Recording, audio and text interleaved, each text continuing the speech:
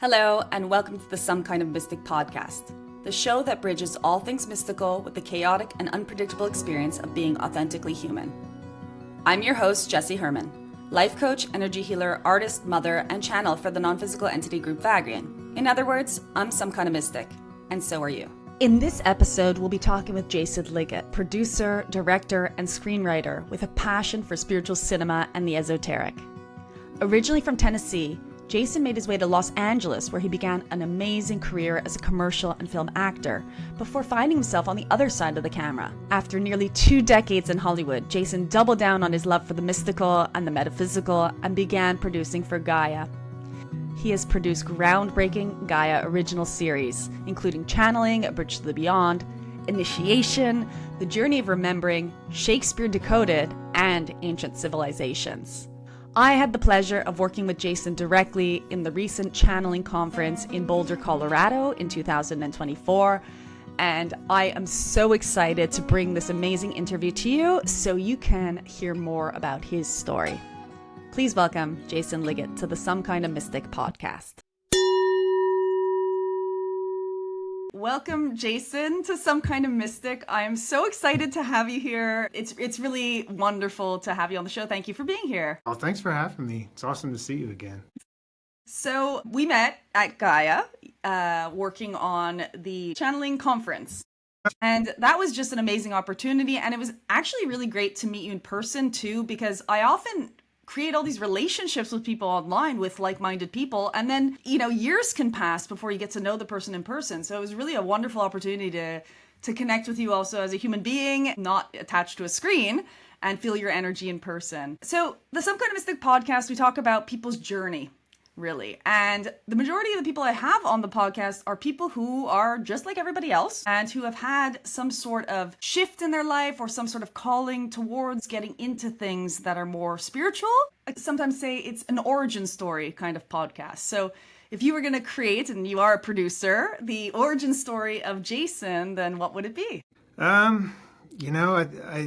It's been such a wild ride. I always talk about how thankful I am to have gone through a major spiritual shift or awakening in Los Angeles, because I think that the energy in that part of the planet is I feel like the lava underneath, it's just really flowing there. And I think when you can begin to tap into that greater truth, and you have that kind of energy under your feet, as well as the creative energy around in Los Angeles, I think that is kind of the place I feel that I was able to figure out and open up to being different, to embracing being different, and being, when I say different, I mean embracing the feeling of, yeah, I want to know, I want to search for more, I want to go deeper.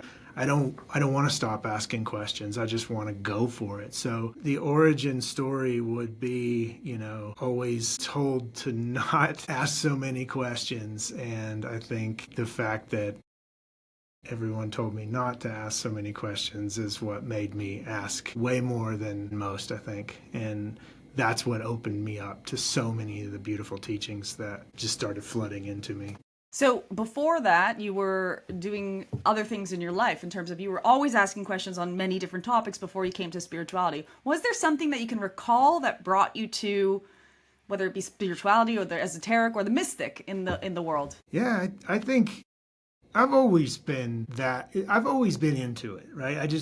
I wasn't around it. And it wasn't normal. I grew up in East Tennessee, so beautiful, beautiful place to live. It's just, you're not there. I wasn't exposed to too many of the other philosophies that I was exposed to once I moved west, and I think growing up in that environment was so fantastic as far as understanding the power of nature. And I was always in nature, and I was always around the trees and the streams and the water, and I always really felt a connection to the planet. And I think that once I did move away from that area and moved to the coast, I think that really opened me up.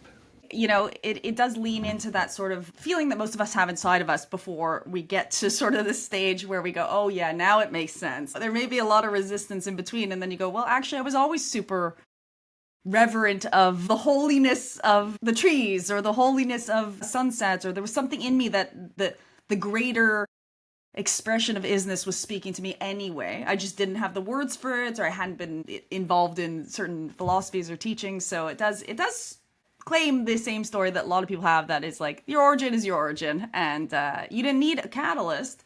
But it sounds like you went to LA not to become sort of in this particular line of work that you're now in with Gaia, but to do something else? I mean, I went straight for movies. I wanted to be creative. I was a baseball pitcher all as a kid, and actually started and went to college and was pitching, and I had an injury, and it was devastating, because you grow up and you're like, this is all I think I know how to do, and then I was injured, and that forced me to kind of open myself up to different independent films and different ways of thought, different philosophies. I dove really deep into philosophy, and I dove deep into psychology, and I was just kind of lost. Like, what am I supposed to do now? And that was really what made me see the power in creating visual media, I guess, or to create like what I would feel when I would get these feelings from movies that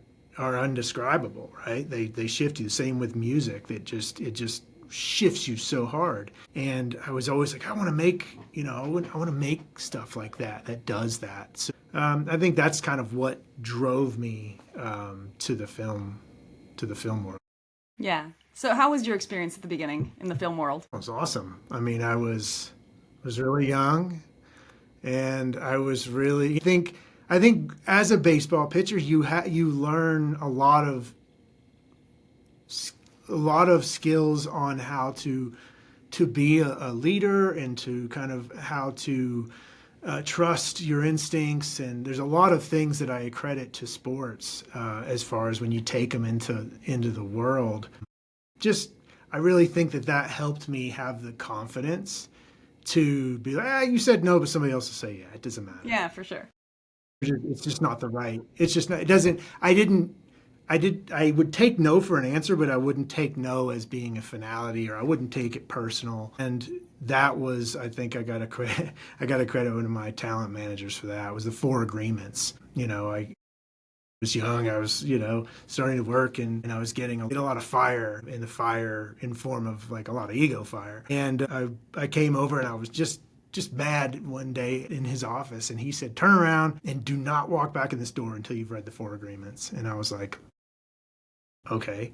And so I was traveling for a job, and I read the 4 agreements, and I was like, oh my God, like that was what just happened, That was one of the first books, I think that's really one of the first books that made me really open to, I'm doing something that's not in an alignment. This when I read that, it was like, wow, okay, don't take things personal. It really refocused me, I think. Yeah, it's a brilliant teaching for sure, because it can really do that to anyone, I think. So read the 4 agreements, basically, everyone. Yeah, it's definitely not going to hurt, and that's kind of the style of book that I love to read, because I'm not a big reader. I'm a listener, that's how I hear things, intuitions, everything. But when I read, for some reason, it just doesn't quite. But when I read that, it's really short and sweet and to the point, and it hit. So highly recommend that one.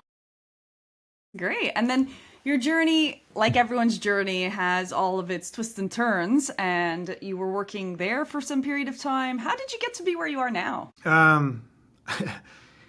I gave up everything, and that's sort of the truth. It was like it's hard to even remember those moments without getting a little bit of emotional, because it was like, what is this? Like, how did I end up here? Like, I'm chasing, and nothing is feeling. Sorry, I'm getting emotional with this. It's okay. No, just remembering that moment of just like, I don't know what I'm supposed to do, but it cannot be this. It cannot be in this way.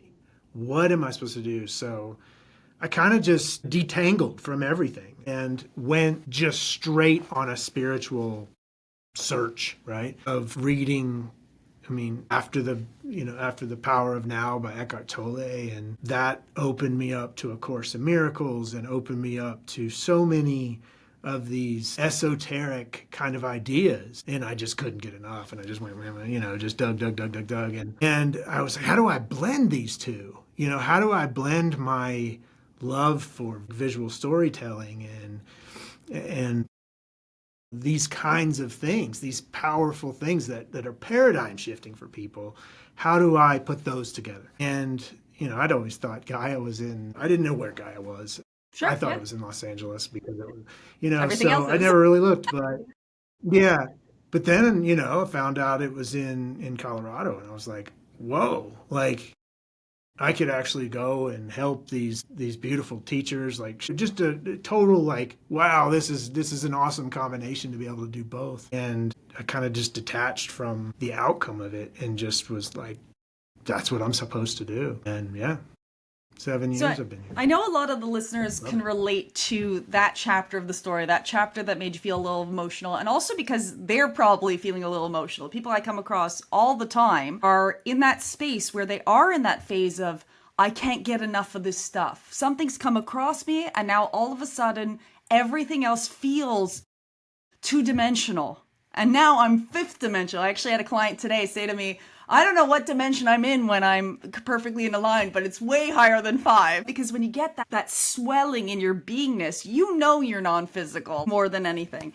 And so the side of that I get from a lot of people is they are consuming all of the content. Maybe they're watching my content. They're watching tons of other channels. They're reading the books. They're watching Gaia every day. They're doing all these kinds of things. And yet they're still in that space where they're trying to reason, how do I make this work? How do I action my way to making this into a career or to making this into my, day job or my abundance or whatever? And my suggestion to them always is, it's really, once that bug bites you, not really up to you anymore. And so I'm curious, was that your experience as well, that almost your current job found you? Or did you go, okay, I know what I'm going to do next? I think that I definitely feel like Gaia and myself were magnetized because of the intention that I put behind sort of just being of service, using my skill set to be of service to people like Greg Braden or, how can I help these people amplify their message? How can I help? It all comes from like a heart intention space, right? And after all of the esoteric searching, all of the beautiful people I've gotten to work with in Gaia, if you want to break it down with the chakra system, you got 3 above, 3 below, and then you got this magnet in the center. And the more we're in it, the more we have the power to align with what we truly want. It was definitely not cupcakes and rainbows. It was lots of really hard times and feeling, like the ego pops in and it's like, you're giving up all this. What are you doing? You've done this, you've built this, but that saying, the universe will open doors where there were once walls, just seems that way, right? When we're in our heart space and we're truly just detaching from the outcome of things and just doing it for the sake of the greater good or for the harmony of all. And that, I think, is how the alignment happens with such force, and not always easy, because sometimes that magnetism is like you're like, wait, my life just instantly shifted. What happened? But we, as Vagrian says, as so many others say, we create it. It's how we walk into every situation. We create it. We magnetize it. So I 100% am behind that and the power of attraction as being one of the universal laws that we can definitely use to our advantage when we want to shift our life path. That's beautiful. And I love normalizing the fact that it's not all rainbows, unicorns, and cupcakes, because it really isn't. Everyone is still human through whatever sort of transformation they're going through, and it's not sort of the end results that can indicate how difficult it was for that individual to go through that transformation. There is that cocoon and dissolving period for everyone, and it's a consistent thing. It's ongoing. You must be in your life as well going through things now that you feel are up levels, and that you just have to go through that thing because you know on the other side of it is the next most beautiful thing for you and for your life. So yeah, I think people really need to hear that, because whatever struggle anyone listening to this is having is part of that process as well, and definitely leading them to the next chapter where they need to get more of what they want. Yeah. And it's, it's true, the Eastern saying, no mud, no lotus. That seedling has to fight so hard, or what appears to be fighting so hard, but they're actually being pulled up. But just going through that mud, whatever it is, it's just when you're doing things from the heart and to be of help and harmony, yes, it struggles, but you can look at them as a chance to, grow or flower or up level or jump to the next dimension, whatever words you want to use. For sure. It's not designed to be, every teaching is talking about the prodigal son, the hero's journey, whatever you want to, it's not designed to be. If it was super easy, then it's very hard to grow. Yeah. So I don't advocate for like massive challenge. It's more of just how do we look at every apparent challenge and exactly and shift it to a chance to grow. So after all these challenges, and like I said, they're probably ongoing because everyone does have whatever it is whatever rock you're carrying, everyone's carrying some sort of rock. But now I'm sure everyone's excited to hear about the fact that you're in a very unique position for having been able to help all of these, shall we say, wisdom people or speakers or people who have gifts that they're sharing with the world, allowing them, giving them a platform, giving them the space, and also holding space for them, you as an individual, for what it is they're wanting to share. So we want to hear about your projects. We want to hear about your most exciting projects, the things that light you up. What have you done that was amazing, and what's coming up? Yeah, I will always, this one behind me, channeling, the channeling series that's definitely been my baby, the most fun I've ever had making something, because it was so fun to deep dive into this very, polarizing and confused. There's so many different words and ways to put this phenomenon of channeling, and it had such a humongous impact on me. Channeled texts, that the validity and the power when you can disassociate from your mental side of the information and you can just feel it. I just wanted to make something that helped people do my part in making something to normalize it in a way, or ground it, because we can scream, we can shout. It's when we ground things and we make them relatable. I think that's how we can help each other the most. And so that would for sure be my number one project. But I do love working on ancient civilizations. I think finding and digging, and especially this season really goes deep into Season 6 goes deep into the underworld of the Memphite necropolis and the whole ancient Egypt and alchemy, and just it was a lot of fun to make. So that was another passion of mine as a kid, history, and really challenging history of like, it doesn't really make sense. That doesn't seem right. Sure. And always asking those questions, because I did grow up in a church, and I was like, that doesn't make any sense to me. And I was always the one that was kind of asking questions, not stirring the pot, but just asking the questions. So to be able to do that in ancient civilizations is really fun, because we really get to challenge most of the historical understandings as to who really wrote that, history is written by the winners, as they say. And always just like to challenge the deeper aspects of really what's going on. We're such a powerful species, and we've just been kind of told or taught that we're not. And if we can just go beyond where we were told it started, and then that super high knowledge and power and understanding comes in. And I think that ancient Egypt, there's just so many secrets there. I was just thinking about it and I was like, oh man, like you asked me what else I was excited about. Yes. So Codex season 2, I didn't produce season 1, but I was given season 2, and I went to Egypt with Robert. Oh, wow. And had this incredible experience. And then we came back and we filmed his second season, and it's all about. It's called right now we're calling it Metatron Revealed, but it's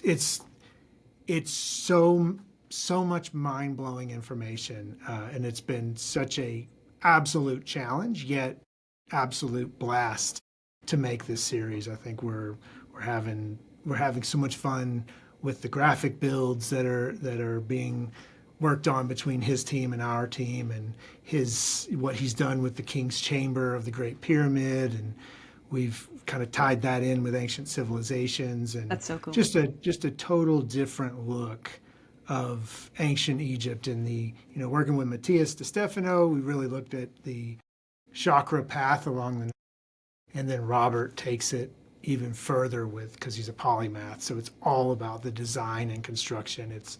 It's absolutely mind-blowing, the information he brings. So I'm very excited for that one too.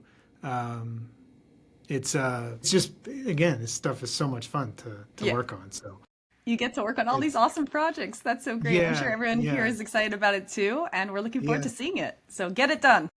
I just realized that Shakespeare Decoded as well. That was so much fun to make. I just am so fortunate to work on these and work with so many awesome people. So very thankful. And we're fortunate that you do this work so that we can all enjoy it. Just wanted to share my excitement for that. Yes, actually, because when you think of ancient Egyptian culture, right, it existed for quite a long time in terms of civilizations, like proportionally to some other civilizations, and then it seems as if it just kind of poof, vanished, and other things take over. But you'd think a civilization, people committed to that sort of civilization, even if they had to go underground with their beliefs or sort of keep them hidden and secret, you'd think there'd be some sort of remnant, and perhaps there has been evolutions of that. But it's a little odd that there's not much of that remaining. Yeah. I do think that it's there. It just hasn't been excavated, right? Because I do think that the under the sand there's so much more going on that we just don't have quite the technology yet to understand exactly. And even if we did have the technology to understand exactly, would we have access to the places? We don't know. But I do believe that if we look at the species as the same as the personal journey, we do need to keep asking questions. We do need to rediscover things, I guess, in divine timing, because we can't see the big picture. We can only see this one. But I do believe that ancient Egypt will continue to provide clues as to how we as a species can take that next step and unite as a species to take that next step, to be able to handle the kinds of power and handle the kinds of energies that are able to be cultivated by that technology. So again, we know very little, but I do believe there's so many more secrets there. It's fascinating stuff. And so because you've had so much access to channels in general, right, I want to ask you the question that so many people ask me, and I only have reference to one channel, obviously, so you have a lot more experience with channels than I do. What is channeling? From your opinion, from what you've gathered and the information, how does it work? What is it? And I imagine you also spoke to some people who do have hypothesis about what is going on. Yeah, I mean, again, that's what I tried to get, 10 to 14 different voices to explain. But there's so many different ways to explain it, but to me, it feels very much like an electrical circuit. As whether we talk about words coming in, whether we talk about intuitions, whether we talk about guidance, whether we talk about, whatever word you want to talk about, information that we can't necessarily see, but we're accessing it somehow. The more we think, the more corroded the connection and the less we hear or feel or whatever. So it just seems like a pillar. Like I've always just pictured it as an information flow that we always have access to. We can just close it off with overthinking. I feel like channeling is the feeling I had when I was pitching and I was in the flow. It's like everything I did, it was just being given. It was just like I didn't even have to try. I could place it wherever I wanted. It's that same feeling of being in the flow. I watch it when I was on stage with you and you open up. Any kind of thinking, any kind of corrosion, it would stop. You have to maintain this open circuit of energy or electricity. And as we constrict it, the less we feel. So I think we're always channeling information. I think that we are having the human experience, but we're being given so much more than we listen to or tap into. So it's a hard question to answer. It is a hard question to answer. It's such a difficult question because it can only be opinion. We don't have the kind of concrete answers that humans want don't actually exist in any conversation. I mean, you can say, what's a frog? And a scientist will tell you it's one thing and a child will tell you it's something else, and they're both correct from their perspective.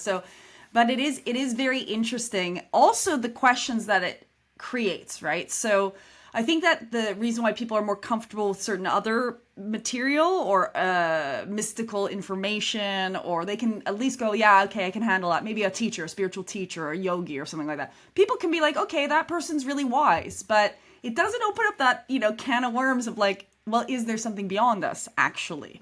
Which is the, question that we have not only on, spiritual levels, but now also, are there other beings out there? Are there other energies? Are we being influenced by these all this external, whatever it might be? So it's very interesting. It's a touchy subject, it can be.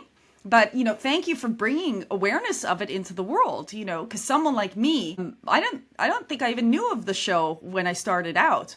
But oh my goodness, when I found the show, I was like, oh, thank God this exists. Because it is, cool. It's adding to a normalization of something that is normal for who's experiencing it. And, in other generations and, sort of the trailblazers, like someone like Sheila or Esther or, all these channels that have been around for a while, they had to sort of have that extra fortified bravery, whereas becoming a normalized sort of topic where everyone knows they're capable of it and just that some people maybe are more fluent in it in this moment allows you to automatically have like a cheerleading squad. There are people out there who are rooting you on and they believe what you're saying and nobody's going around with a pitchfork going like, let's get them, put them on the fire. So thank you for adding that to the world and supporting channels in general.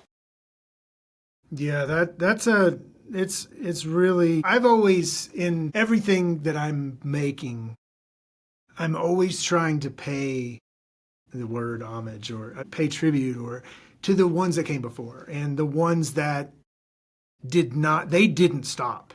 They didn't care what people said. And that's where I think they were coming from here, right? They were being guided and they knew that I'm being guided and I'm being divinely guided and I don't care. Not that I don't care. It's that I'm not going to let other opinions stop me from doing what I feel like I'm supposed to do. And that kind of bravery is just the further back in time you go back into, say, the 1900s, early 1900s, it just must have taken so much courage. And in the series, we talk about this area called the Burned Over District in upstate New York. And I've always been extremely fascinated with the renegades that kind of came out of there, meaning the people that they were in a revolution. They got through the revolution, and now they were going to do what they wanted to do, and they were going to not be told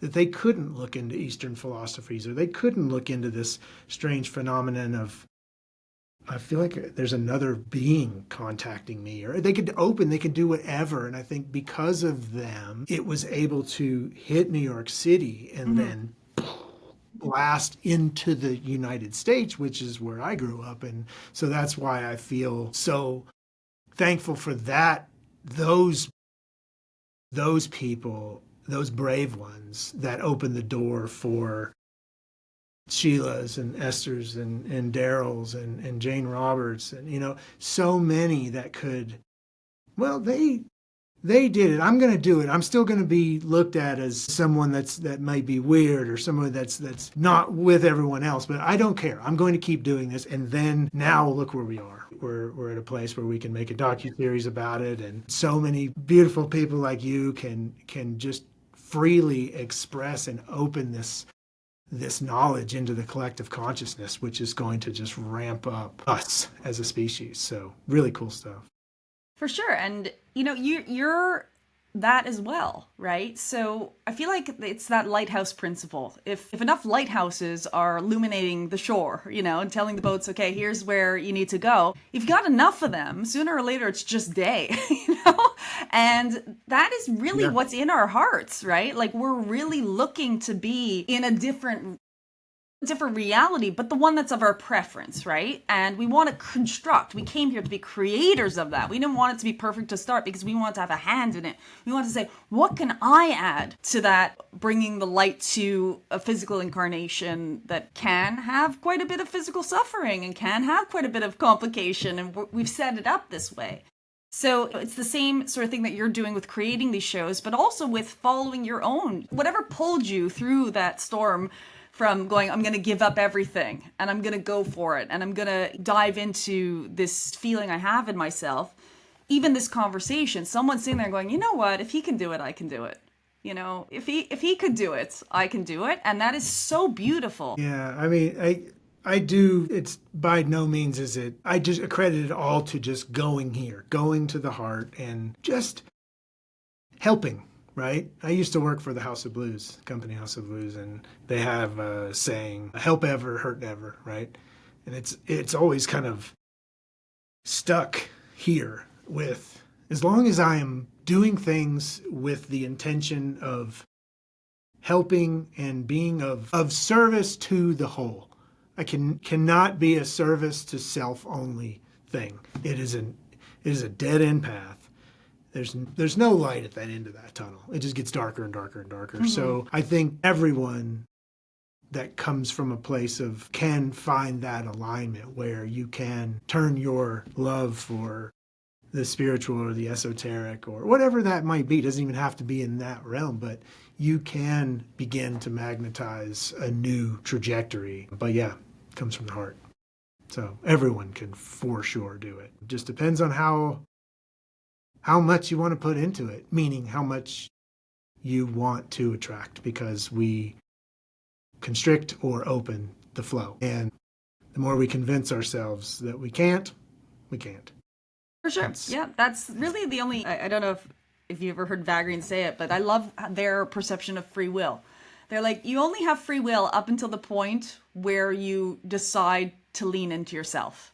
Because from that point onwards, once you do go into your heart, there's really no choices left to be made. There's no left or right. There's just flow or everything else. And the everything else is our ability to say no to that flow. It still has its nuance, but it becomes decisionless. You're just coming from that space of helping, or just coming from that space of saying yes to the next thing, or to the next experience, or to the next acceptance of what is. Even if that what is for the moment is not your preference, you just go, okay, this is what is right now. And what is my heart saying? And it can be kind of disarming when you are living from that space, because you go, wow, okay, I don't really have a choice but to be me. And well, that's kind of what you signed up for. Yeah, and when you're not, it's being inauthentic just delays things. Yeah. And that's where I look to people like Sheila or Daryl or Esther Hicks. They remained authentic. They just, I don't care. I'm just going to do this. And when we think about people like that, I just being able to work with them, and they really paved they were part of a group of beautiful humans that really paved the way. Yeah, for sure. For this opening, So, So are it's an you honor to work excited with for them. what's coming next in terms of I am. channeling in general? In terms of channeling in general, is Yeah, that what you because you said? must have like a bird's eye view on the phenomenon and have some sort of perspective on it that maybe, I mean, people watch the show. I think all of the years of putting together, docuseries like Ancient Civilizations and just kind of going in with a true structure and plan, and obviously being open and fluid to what comes. But with the series, I said from the beginning, I want to more open and channel the series as opposed to guide and force the series, right? So it was very much of I knew the 10 parts I wanted to explore. I knew I wanted to explore free will. I knew I wanted to explore the phenomena. I wanted to explore the science. I wanted to explore the history. It was I really, there's not much that ended up on the floor. Okay. Because on the cutting room floor, because I just feel like we wanted to use every bit that we could. I mean, obviously there's a little bit, but there's not really enough. I think the one thing that I did share with in the first channeling conference, like the Gaia Sphere, was the story of Sheila and how Esther would come to listen to Theo. And Theo is kind of said to Esther, you should open up. There's someone waiting to talk. And it ended up being Abraham. And it was a really cool story, but it was one of those bonus things that just kind of came up. And Sure. And I would love to talk with Esther one day and talk more about that. But that was a cool moment for sure. Because Sheila, that's Esther is a very powerful voice for Abraham, and I've for sure listened to, I don't even know how many, tens to hundreds of hours of just little Abraham bites. Yeah, you'd be hard pressed to find anyone who's listening to this who hasn't had the same experience, myself included. Yeah, just beautiful, just it never goes out too far outside of the law of attraction. It's just, keeping that practice, it's just a really good home base. And another home base for me is The Power of Now from Eckhart Tolle. It was that book. I mean, the Four Agreements, if that was like a tremor, but The Power of Now was like the huge magnitude earthquake on my personal life. So I always love to go back to the basics of, yes, if we're in a challenging place, if we're in a transition, if we're in those moments like we've talked about over the last however many minutes we've been talking, this moment right now is the moment that you can begin to shift it. And that to get that present moment awareness or that present moment practice integrated into our lives, I think is very beneficial. For sure. I don't think you have to do it, but I think if you do, the laws of law of attraction, all of the manifesting, all of the trajectory changing things can be fueled by not constricting the flow. And life can be more enjoyable too by actually living it and being in it and experiencing it in your physical form. So that's a side note of the other benefit of why you might want to be present. Yeah. That's the practice, right? Yeah, beautiful practice. Eckhart had one of those awakening experiences that was spontaneous, from what I can recall from his recounting of his experience. And you've had some sort of mystical experience in your life as well that was sort of an awakening, pop in, pop out type of thing. Do you want to share that? Yeah, I think I was fortunate enough to practice hard enough at staying present and meditation and very just diligent study where, the flow was just wide open. And like I said, being with that lava flowing under me and at sea level and in the creative energy and just all of the things, birth of my children, there's so many things that fueled that search for, okay, I really want to, I don't want to just entertain, or I don't want to just do something to just make money. this has to matter. Like, if I'm doing this stuff, this has to at least have an intention behind it that is trying to help everyone else and trying to open and trying to help humanity grow. So that kind of is what I think opened me up to so many of the mystical experiences and the phenomena I would see, I don't remember, I told you a few stories when you were here, but I would be called to this coffee shop. It was so crazy. It was no matter what time of day, you got to go. And I was like, all right. So I would go, and I would see someone that looked like I would get information. Something every time would seem to happen, but I would have these sort of like, I don't know if you want to call it, it's like a consciousness swell where I would feel myself sitting, and then I could go up and I could see how little everything was. And then I would come back, and then I would go back, and I could move around. And I don't know whether, again, what was that? Was that channeling? Was that astral traveling? What was that? Out of body experience? Like, whatever it was, it helped. I stopped trying to label it, and I just tried to be present with it. And that was really those moments where you can't tell me that this is all there is, because I've somehow gotten a glimpse. I remember the first out-of-body experience I had, which I do believe was because I felt, like I had the point of view of an eagle, or I was above everything. And it was the most visceral, real, spiritual experience that I could even explain. And those types of things, I feel I have to credit to just being open and just not constricting and constantly just practicing with meditation, practicing with staying open, and fueling that other side with beautiful teachings from Deepak Chopra.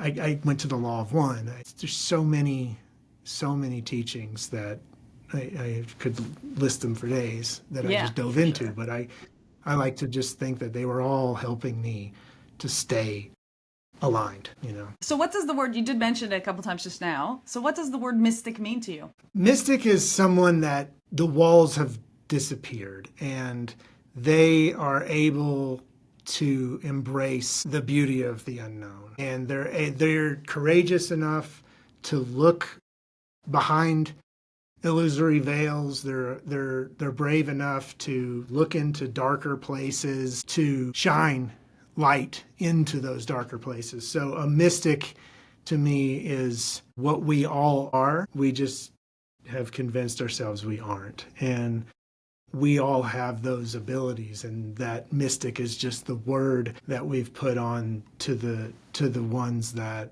don't pay attention to the walls that are apparently blocking the information. So they've opened the flow and accessed information from realms that we just can't explain from a personal level. Beautiful. And I love it because you keep using that sort of concept of opening that flow, and yet there's also this possibility of opening it so much that there's no block anymore whatsoever, that tearing down of the walls that you just described really is available to all of us. And let's see what happens when those walls are completely open and everything's flowing all in. I know that anyone's listening to this is excited for that possibility as well. So that's really wonderful. Yeah, and I hope I'm not coming across as like that this is just the easiest thing in the world to do, because no, I mean, that is the practice, right? That is the challenge, is staying on clock time, or that's what Eckhart called it. He would always say clock time versus, but keeping to the schedule and the deadlines, which is, I think, the biggest challenge I think I face a lot of times with this, is that I still am in a very box of like deadlines, budgets. It's very much like I have to think that way, but I can't constrict the flow. So a lot of times I have to balance my day from like flow state morning, and then analytic side in the afternoon, or however but it is not easy to, and especially if you're doing something that you don't truly enjoy, like during your transition, right? Of going from where you are to the career or the life path that you really want. It's staying diligent and staying dedicated to that practice, because some people just have spontaneous awakenings, but for the majority of people, it's more like turning a boat in a way, because there's a lot of timelines, there's a lot of things that have to change on your trajectory. So, and that's where I think throwing the timeline, attaching from the whens, wheres, and hows, and just looking at it's already happened. Yeah. What's happening right now. Exactly. It's coming. It's happening. Yeah. So what are you most excited about sharing with our listeners to wrap things up? What projects either that you got coming up, or anything really, your best piece of advice? What do you feel like sharing? Yeah. I can't talk too much about the projects. I figured. Yet. But I do, I am excited for where Ancient Civilizations is going to go, because like I said, that is a fun series to make, and the research is fun. But I think there's so much information.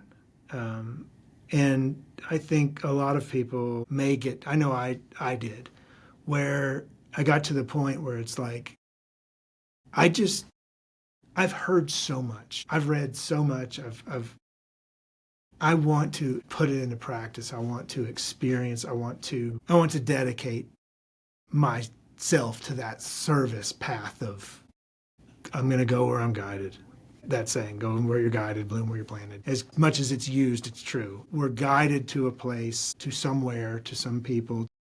If we truly get behind the flow of being there for the whole, the experience just lightens up. The experience is so much more enjoyable, in my opinion, because you don't have to struggle with it so much. So I would just say, stay in the heart, go where you're guided, and you will look around one day and just really look yourself in the mirror, and just be so thankful you remained true to the guidance, instead of, it's how can you take the heart and the mind and combine. Of all the things I've ever read or heard from channels, it's, stay in your heart, connect the heart and the mind, heart-mind coherence. That's the key to the human experience.